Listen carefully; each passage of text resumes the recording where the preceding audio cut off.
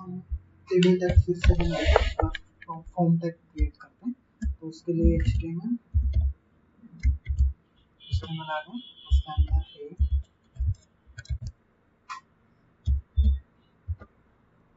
Title,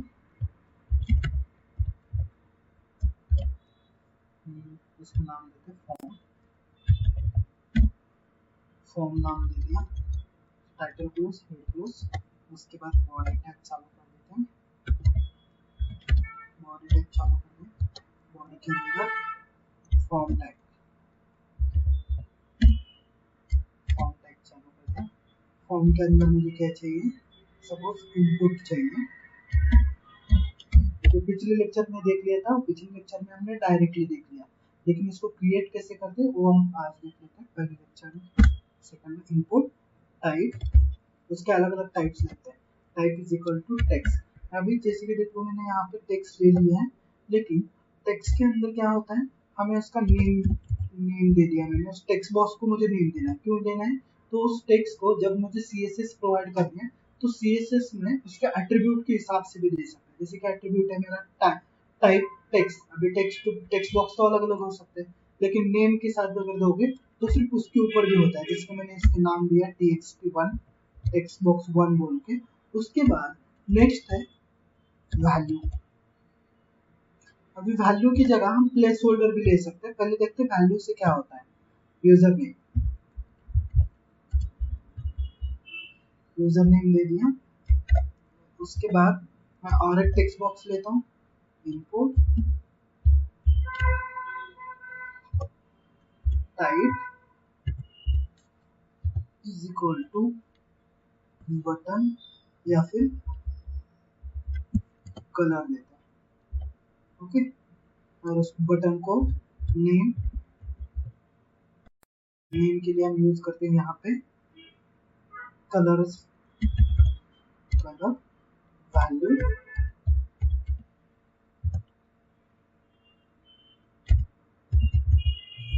colour ही मैं value यहाँ पे यूज कर लेता हूँ। अब मैंने इसको सेव कर दिया। ये हम फॉर्म के अंदर यूज कर सकते हैं, ओके। इसको सेव करने के बाद मैं इसको रन कर लेता हूँ, form.html।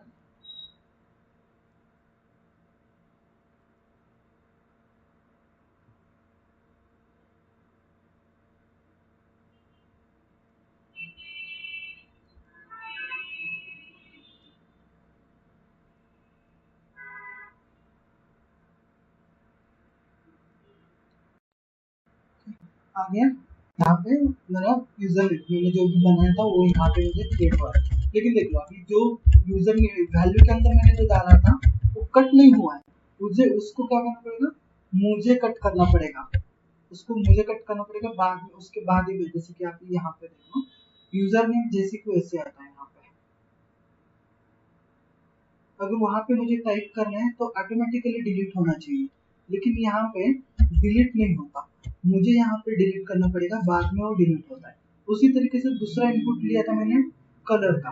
अभी यहाँ से कलर चेंज कर लेते हैं। कलर के ऊपर क्लिक करोगे तो आपको जो भी कलर चाहिए वो कलर आपको यहाँ पे दिखाई देता है। उसके साथ साथ उसकी कलर वैल्यू भी दिखाई देती है, ओके। वो भी हमें यहाँ पे प्रोवाइड किया जाता है। जिसके मैंने इसको सेव कर दिया कलर वैल्यू को।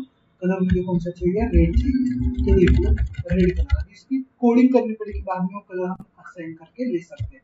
लेकिन अभी मुझे क्या होना चाहिए, जो भी यहाँ पे रिफ्रेश करने के बाद जैसे ही यूजर नेम है मैं टाइप करूँ, जैसे मैंने यहाँ पे कर्सर लेके आया, टाइप करने के बाद वो ऑटोमेटिकली गायब होना चाहिए और उसके बाद मैं टाइप कर सकता हूँ। तो मुझे यहाँ पे वैल्यू की जगह प्लेस होल्डर लेना है, वैल्यू की जगह प्लेस होल्डर,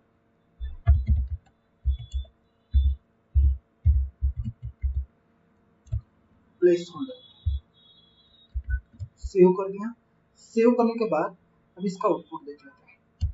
जैसे कि पहले क्या होता था, जो भी यूजर नेम है इसको मुझे हटाना पड़ता था, लेकिन अभी मैंने प्लेस होल्डर यूज किया तो ऑटोमेटिकली हट जाएगा, मुझे हटाने की जरूरत नहीं पड़ेगी। उसके बाद मुझे क्या करना है, अभी और एक बटन लेना है, सबमिट बटन। बटन के ऊपर मुझे एक्शन भी प्रोवाइड करना है। तो इनपुट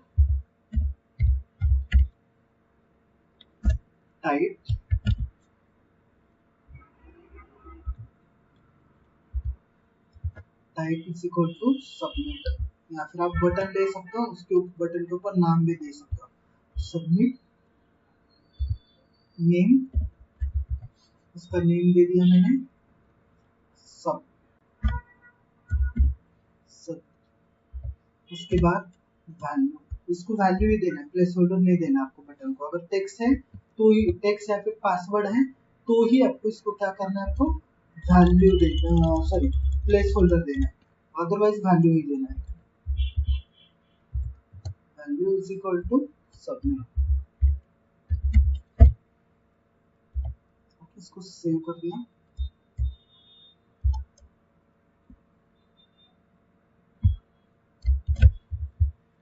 सेव कर दिया। अभी सेव करने के बाद क्या होता है, रिफ्रेश, नेम दे दिया, सबमिट कर दिया।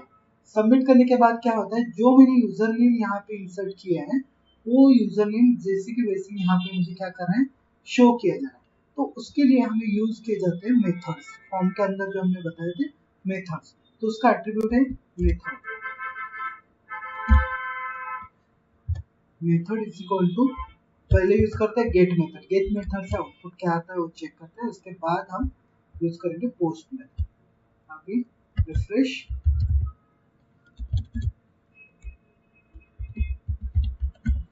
कुछ नाम डाल दिया मैंने और उसको सबमिट कर दिया।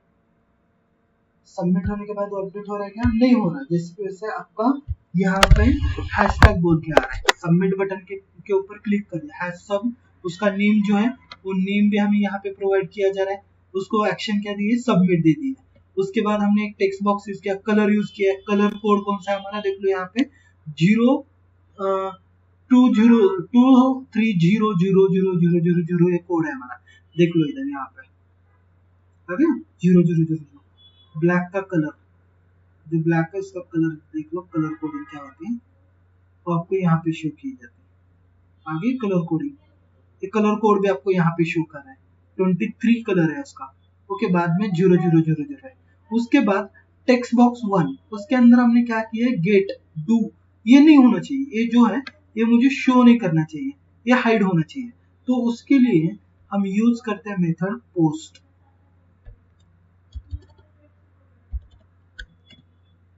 पोस्ट, इसको मैंने सेव कर दिया। उसके बाद इसको रन कर लेते हैं, सिर्फ उसका यूआरएल शो होना चाहिए। ओके,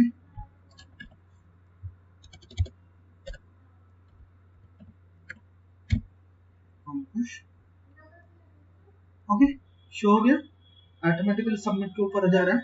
वो सबमिट नहीं होता, शो नहीं किया जाता। आप जब आप इसके ऊपर कोडिंग करोगे तब आपको शो किया जाएगा। अभी भी इसको यहाँ पे शो किया जा रहा है, लेकिन जब आप अलग कोड करोगे तो उसके ऊपर शो किया।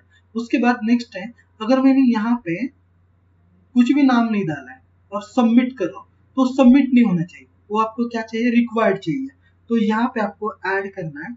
इसके बाद टेक्स्ट बॉक्स के बाद आपको ऐड करना है, वो जो फील्ड है वो कंपलसरी आपको फिल करना है। जैसे आप कोई फॉर्म फिलअप करते हो, एक आध दूसरी फील्ड आपने अगर नहीं फिल की तो क्या होता है, वो वर्क नहीं करता। तो यहाँ पे आपको डालना रिक्वायर्ड,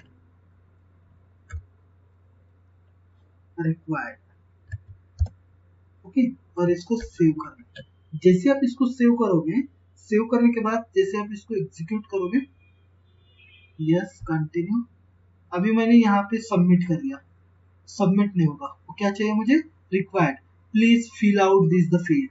मींस रिक्वायर्ड से क्या होता है, आप डायरेक्टली उसको क्या नहीं कर सकते, फिल अप नहीं, डायरेक्टली आप इसको सबमिट नहीं कर सकते। तो वो फील्ड क्या होगी, आपकी रिक्वायर्ड होगी। आप कुछ भी नाम डालो यहाँ पे तो वो क्या हो जाएगी, आपकी सबमिट हो जाएगी। अगर ब्लैंक ही कर रहे हो तो ब्लैंक करते समय आपको उसको फिल करना चाहिए। अगर नहीं फिल करोगे तो ये एरर आपको यहाँ पे शो किया जाता है। तो ये जो है, ये मेथड्स हम यूज करते हैं हमारे फॉर्म्स के अंदर। फॉर्म्स के अंदर कंट्रोल्स आते हैं, जैसे कि टेक्स्ट टाइप टेक्स्ट है, साइज क्या देनी है, मैक्सिमम लेंथ क्या होनी चाहिए, नेम क्या होना चाहिए, वैल्यू क्या होनी चाहिए, वो हम उसके अंदर प्रोवाइड करते हैं। जैसे कि यहाँ पे भी बताया, text type name, user name है, साइज क्या होनी चाहिए, मैक्सिमम लेंथ क्या होनी चाहिए।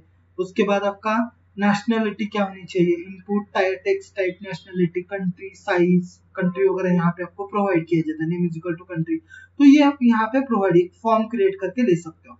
उसके बाद नेक्स्ट हम देखने वाले हैं टेबल टैग।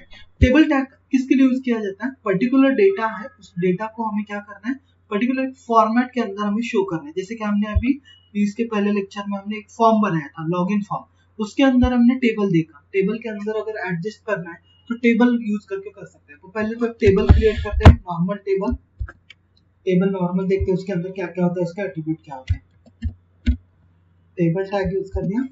उसके बाद टेबल रोज, टेबल रो के लिए यूज किया जाता है tr, और टेबल हेडिंग के लिए यूज किया जाता है th। टेबल हेडिंग मुझे यहाँ पे डालना है डेटा, स्टूडेंट डेटा, ये मुझे मेरे वेब पेज के ऊपर शो करना है, स्टूडेंट डेटा डाल दिया एक रो के अंदर। उसके बाद नेक्स्ट रो के अंदर मुझे क्या करना है, उसका tr, उस रो के अंदर th, heading means roll number, roll number एक कॉलम हो गया। दूसरे कॉलम के अंदर मुझे ऐड करना है th, कॉलम हेडिंग दे रहे हैं हम यहाँ पे, उसकी वजह से th यूज कर रहे हैं, नेम, और उसके बाद ऐड करना है मुझे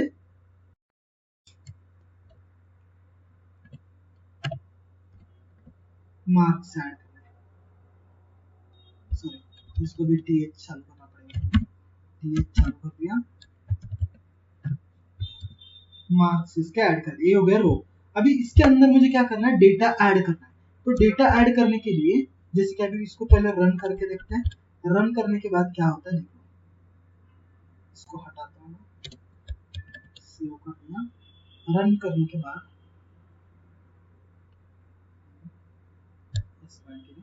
ये देखो इस तरीके से आना, इस रोल नंबर, उसका जो भी नेम है नेम, और उसकी जो भी मार्क है वो मार्क इसके अंदर मुझे पुट करना है। तो पुट करने के लिए मुझे यूज करना पड़ेगा उसका टेबल डेटा। तो रो के अंदर इंसर्ट करना है tr, उसके अंदर td, td means table data insert कर दो, रोल नंबर 1 है, उसके बाद उसका नेम हमें प्रोवाइड करना है td आकाश, td, उसके अंदर मैं मार्क डालता हूँ 78%। फिर से दूसरा वाला स्टूडेंट लेते हैं, एक दो तीन स्टूडेंट का डेटा हम यहाँ पे लेते हैं, कॉपी करता हूँ यही किसी को,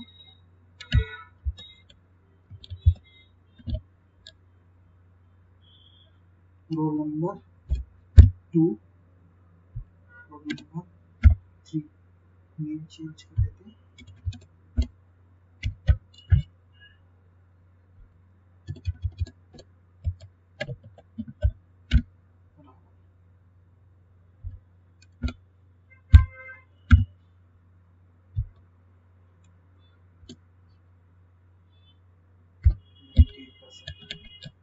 ये जो भी डेटा है वो डेटा मैंने दे दिया, इसको मुझे शो करना है, सबमिट, कंटिन्यू दिस पेज, आगे। लेकिन ये टेबल फॉर्मेट में नहीं दिख रहा, तो उसको लिए क्या करना पड़ेगा, टेबल का जो एट्रीब्यूट है, एट्रीब्यूट यूज कर देते हैं। कौन सा एट्रीब्यूट है, border, border is equal to जितनी आपकी उसकी विड्थ चाहिए, मींस जो बॉर्डर है बॉर्डर की जो थिकनेस चाहिए वो थिकनेस आप यहाँ पे ऐड कर सकते हैं। जैसे कि मैंने 1 ये थिकनेस ऐड कर दी, तो उसकी जो साइज होगी वो साइज 1 साइज होगी। अगर मैंने थिकनेस बढ़ा दी तो थिकनेस भी बढ़ जाएगी। जैसे कि मैंने यहाँ पे थिकनेस जो है ऐड कर लेता हूँ 5 ये थिकनेस ऐड कर दी, तो वो लाइन की जो थिकनेस है वो लाइन की थिकनेस भी आपकी क्या होती है, बढ़ जाती है। लाइन की थिकनेस जो भी बॉर्डर साइज है वो बॉर्डर का साइज क्या होती है आपकी, बढ़ जाता है ऑटोमेटिकली, 5 इज थिकनेस। अभी ये तो शो हो गया, लेकिन हमारा टेबल स्टूडेंट डेटा जो है वो मिडल में नहीं आ रहा है।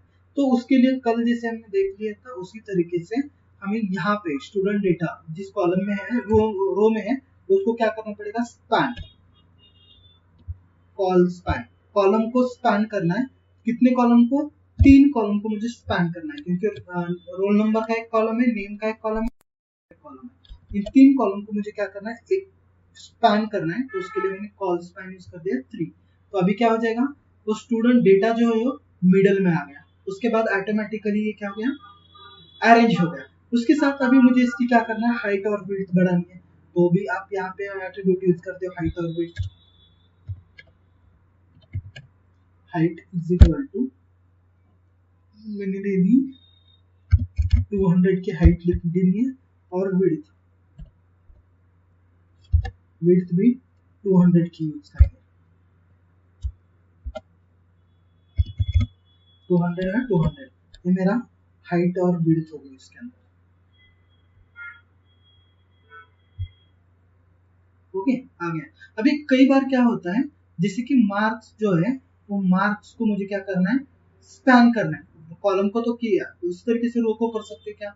यस, रो को भी हम स्पैन करके दे सकते हैं। तो उसके लिए यूज करना पड़ेगा आपको रो स्पैन। अभी जैसे कि मैंने यहाँ किया है, तो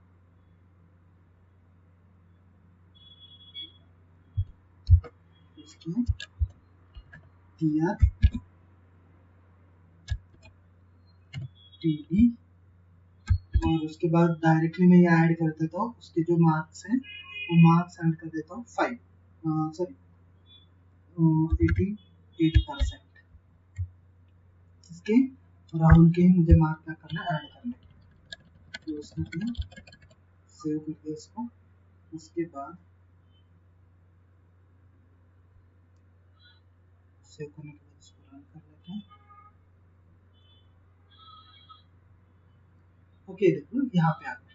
अब इसको मुझे क्या करना है, इस दो कॉलम को मुझे इसको यहाँ पे स्पैन करना है, कॉलम को रो को स्पैन करना है। तो यहाँ पे हम यूज कर सकते हैं रो स्पैन, कॉल स्पैन और रो स्पैन।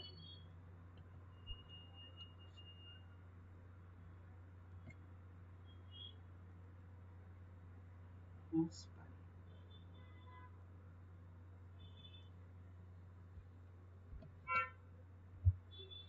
वहाँ पे यूज करते हैं।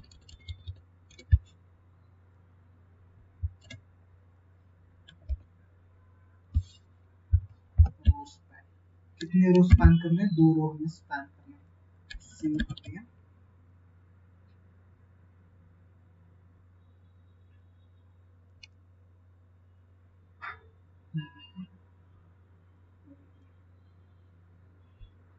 ठीक, यहाँ पे नहीं ऐड करते हैं, मुझे मार्क के साथ करना है ना, तो मार्क्स के साथ करने के लिए इसको हटा देता हूँ, यहाँ पे ऐड कर देते हैं। मार्क्स का कहाँ पे, यहाँ पे है,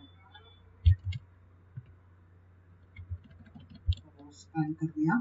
2 रो मुझे क्या करने हैं, वहाँ पे स्पैन करना है। तो 2 रो स्पैन करने के लिए मैंने रो स्पैन का यूज कर लिया। कॉलम को स्पैन करने के लिए कॉलम कॉल स्पैन, रो को स्पैन करने के लिए रो स्पैन का हम यूज करके ले सकते हैं। देखो, ये 2 रो क्या हुए मेरे, स्पैन हो गए, 2 रो एक ही साथ। उसी तरीके से हमें ये 2 रो भी स्पैन करने हैं, लेकिन यहाँ पे नंबर 1 ही देना है। ओके, राहुल और नितिन, उस तरीके से रो भी स्पैन कर सकते हैं। एक रो में 2 रो, एक के मार्क 2 में राहुल के और एक स्टूडेंट होगा, उसके मार्क अगर एक ही होंगे तो रो स्पैन हम यूज कर सकते हैं, और रो 2 रो एक स्पैन हो जाएगा। ओके, तो is an about the form, responsive and table. Next lecture में हम